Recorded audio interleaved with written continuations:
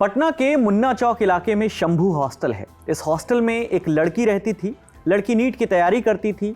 6 जनवरी को लड़की अपने कमरे में बेहोश मिली।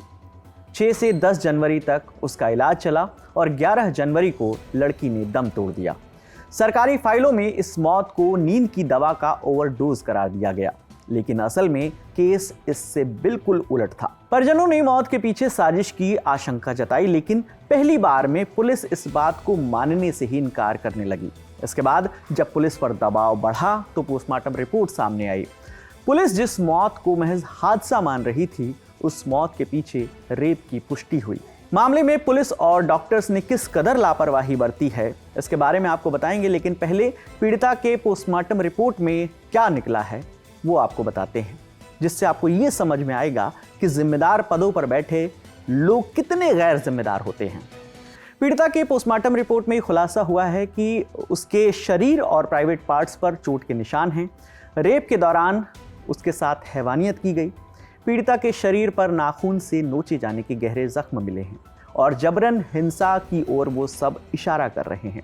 रिपोर्ट में यह आशंका जताई गई है कि 1 से ज्यादा लोगों ने उसके साथ यौन हिंसा की है। इतना ही नहीं, उसे इंजेक्शन दिए जाने की आशंका भी जताई गई है इस पोस्टमार्टम रिपोर्ट में। लेकिन पुलिस से लेकर डॉक्टर सब आंखें मूंद कर केस की फाइल को बंद करने की इतनी जल्दी में थे कि एक पीड़िता के साथ रेप की घटना को महज मौत का नाम देने लगे। जिन अफसरों पर, जिन डॉक्टर्स पर यह आरोप लग रहे हैं, वो कौन है, किस स्तर पर क्या चूक हुई है, पहले ये जान लेते हैं, फिर आपको बताएंगे कि मामले को लेकर अब क्या एक्शन इस पर हो रहा है। 6 जनवरी को नीट की तैयारी कर रही छात्रा शंभू हॉस्टल के कमरे में बेहोश मिलती है। हॉस्टल के कर्मचारी उसे हॉस्पिटल लेकर जाते हैं। एक हॉस्पिटल से 2 हॉस्पिटल और फिर वहां से तीसरे हॉस्पिटल ले जाया जाता है। कई हॉस्पिटल के चक्कर लगते हैं। आखिरकार 11 जनवरी को लड़की की मौत हो जाती है। 6 जनवरी से 9 जनवरी तक जो घटनाक्रम चला है, इस दौरान पुलिस पूरे सीन से गायब रहती है। इस दौरान ना तो 3 दिन तक हॉस्टल सील होता है, ना कमरा सील होता है, ना बिस्तर, ना कपड़े, जबकि सबूत इकट्ठा करने का सबसे ज़रूरी समय यही होता है। और इस पूरे वक्त में पुलिस एकदम सुस्त पड़ी रहती है। क्यों? क्योंकि वो मान कर चल रही थी कि लड़की की मौत हुई है। रेप जैसी कोई बात पुलिस के जहन में नहीं आई। मौत के मामले को लेकर जब शुरुआती जांच होती है तो पटना पुलिस कहती है कि जो स्टूडेंट है उसने ज्यादा मात्रा में स्लीपिंग पिल्स खा ली थी, जिसकी वजह से उसकी मौत हुई, यानी ओवरडोज बताया गया। इसके बाद 14 जनवरी को पोस्टमार्टम रिपोर्ट सामने आती है, जिसमें यह साफ होता है कि यौन हिंसा को नहीं नकारा जा सकता। उस रिपोर्ट में कहा जाता है कि यौन हिंसा को नहीं नकारा जा सकता। इस मामले में पहला आरोप लगता है डॉक्टर सतीश कुमार पर। प्रभात मेमोरियल की महिला डॉक्टर ने जांच में कहा था कि नींद की दवा का डोज ज़्यादा लेने की वजह से लड़की कोमा में चली गई। लेडी डॉक्टर ने रेप की घटना से इनकार किया था, लेकिन शरीर पर चोट के निशान बताए थे। लेडी डॉक्टर का हवाला देते हुए अस्पताल के हेड डॉक्टर सतीश कुमार ने भी रेप की आशंका से इनकार कर दिया। अब सवाल ये है कि अगर डॉक्टर सतीश को लग रहा था कि शुरुआती जांच क्लियर नहीं है, तो रिपोर्ट रिजर्व क्यों नहीं रखी गई? रेप से इनकार किया गया था तो फिर शरीर पर चोट के निशान कैसे आए? इसका जवाब डॉक्टर के पास नहीं है। दूसरी जिम्मेदारी थाना प्रभारी की है। चित्रगुप्त थाना प्रभारी, नाम है रोशनी कुमारी। उन्होंने डॉक्टर की रिपोर्ट को आंख बंद करके अंतिम सत्य मान लिया और कह दिया कि रेप हुआ ही नहीं है।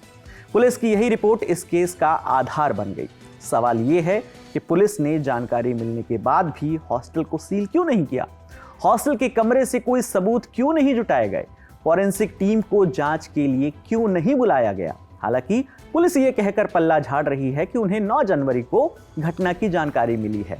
3 दिन तक पुलिस की गैर हाजिरी रही और इस दौरान हॉस्टल का कमरा खुला रहा। बाद में 3 लोगों को हिरासत में लिया गया, लेकिन छोड़ दिया गया, लेकिन हॉस्टल की जांच नहीं हुई। फिर सवाल उठता है एएसपी पटना सदर अभिनव कुमार पर। एएसपी ने थाना प्रभारी की रिपोर्ट को ही फाइनल रिपोर्ट मान ली, जबकि एएसपी स्तर पर केस का रीअप्रेजल होता है। रीअप्रेजल यानी ये देखा जाता है कि क्या शुरुआती जांच में कोई एंगल छूटा तो नहीं है, लेकिन ऐसा कुछ नहीं हुआ। कैजुअल अप्रोच के साथ काम किया गया और ये मान लिया गया कि मामला मौत का ही है और दब जाएगा।